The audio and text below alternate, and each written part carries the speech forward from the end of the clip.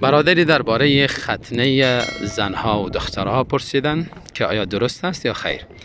برادری محترم، آنچه که در احادیث آمده ختنه عام ذکر شده برای مرد و زن هر دو.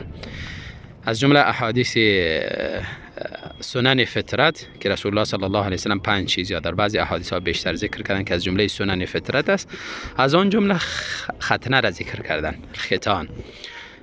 قسمی که قلم کردن ناخون و کندن موی زیر ناف، موی زیر قول و همچنان تراشیدن موی زیر ناف، این عام برای مرد و زن است. همچنان ختنه هم برای مرد و زن می باشه. و در حدیث دیگری رسول الله صلی الله علیه و سلم می فرمایند اذا التقى الختانان فقد وجب الغسل.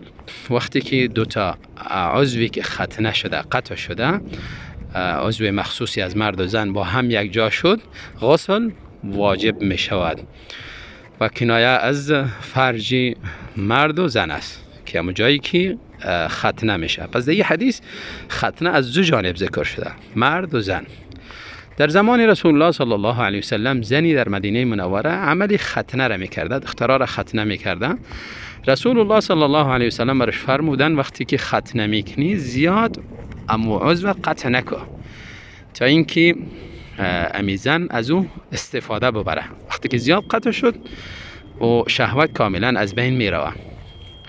و مردها همچنان دوست دارن، یعنی که چیزی از امو عضو بوده باشه و از او لذت ببرن. پس